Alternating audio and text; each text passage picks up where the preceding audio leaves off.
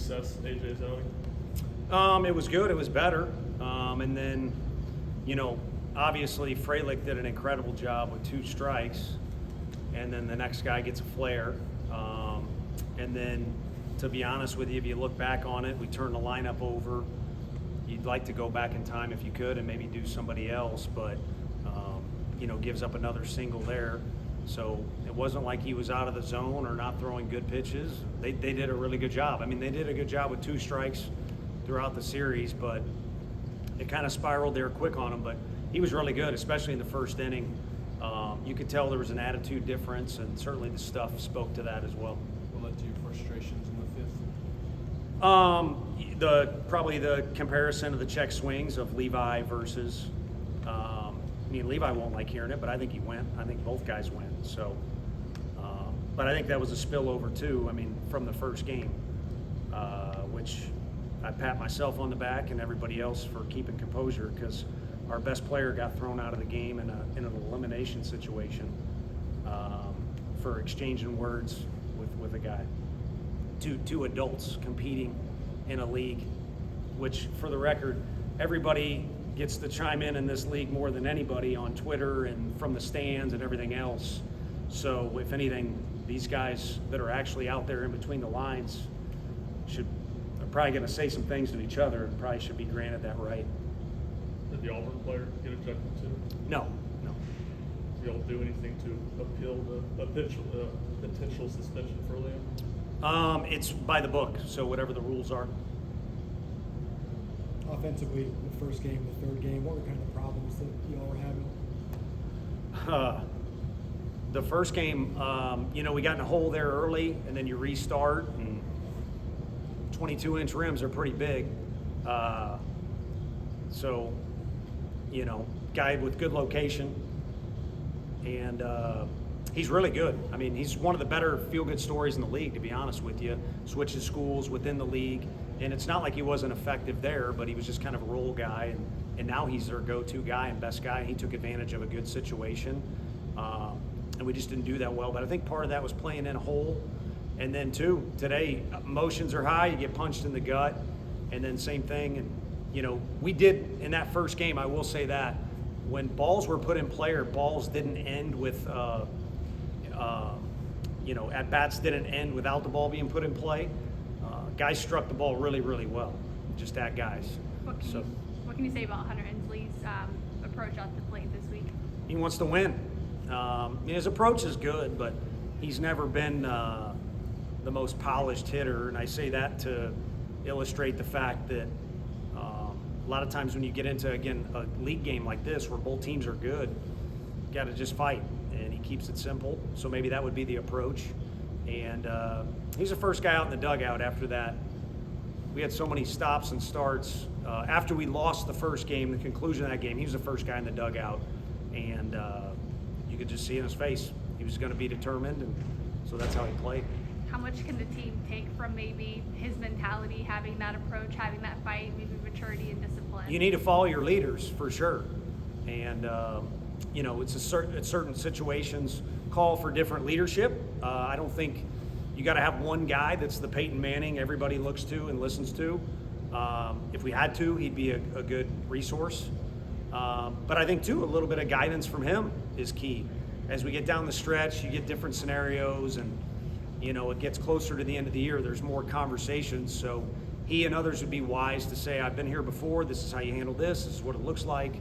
But also a great thing would be for all of our players to follow our best leaders. Do you think this team has enough leadership, or is that something you're still searching for? Yeah, I think that part's great. We had a conversation there at the end. I think in moments, guys get out of character, maybe get a little over emotional or stuff like that, which I know is comical to use that phrase now, but again, I think there was a little more calculation to things. You guys can piece everything together. But no, I think there's enough talent, enough leadership, and enough ability to execute, but we throw up some roadblocks in our own way at times, and you'd like it to be, again, you play Auburn, there might be a situation where you did what you needed to do, the guy's just good enough with the bat, like the Freilich instance, or you go up there with a good approach, but Dutton locates, that could happen. But you don't want it to happen where you don't have the right approach or you put a roadblock in front of yourself. What are some of those roadblocks, I guess, that you're seeing right now from this team? I think some guys will get a little too wrapped up emotionally and in what's going on, and you want guys to play with passion. I think that's been a trademark of ours. Have a little extra fight. I do think they have that, but the way you execute that is to have your emotions under control, and sometimes that can spill over even for our best guys. Like I said, it's rare for Hunter. He's been there, done that, but you could go on down the list, and Gavin's pretty good, but otherwise you can see that spill over for some guys where they get a little out of control of themselves, and in order to be in control, you got to be under control. Why do you think? His results are something black and white that we can all see, but in terms of performance, in terms of what the way you think your guys could be playing and where they're playing now, how much difference is there between that? It's hard because it's blurred lines, I think is the phrase, and was a song too. We start out of the gate strong. I think after our first 15, 16 games, we had the same record we did in 20, and probably more talent in 20, but this team was ranked number 1. I don't even think that team was ranked at that point. If they were, it definitely wasn't that high. So blurred lines, meaning there's narratives from fans and other people that want our guys to just steamroll over people, in part because it went from, I don't want to say no respect because that's crazy. That's Rodney Dangerfield's deal. But it went from, wait a minute, like in 23, getting a little too much credit. So it changes the narrative, and it doesn't for me. Ours is different, but it does bleed into the locker room, and there's other things to it that create a vibe. So if you're just asking me straight up, I think we need to execute a little bit better at home. And then I think we're in the exact same position. If I'm wrong, forgive me, but you're talking about 1 or 2 wins in the SEC. If you flip it, which is saying a lot. I mean, I know how hard it is to win an SEC game. If you flip it, now all of a sudden it's time to go, drink some fine wine and maybe light up a cigar at the end of it. So that's my version of it and the conversations we'd have up in the office. So we've had some hurdles, like some pitchers need to get there, playing young guys and all that stuff. But again, Auburn's doing the same thing. They're good, but there's only a little bit of difference there in a couple games. So I guess if you'd say, would you be willing to exchange a couple games early in the year for maybe a better performance or a couple more wins at the end of the year, I'll take that trade.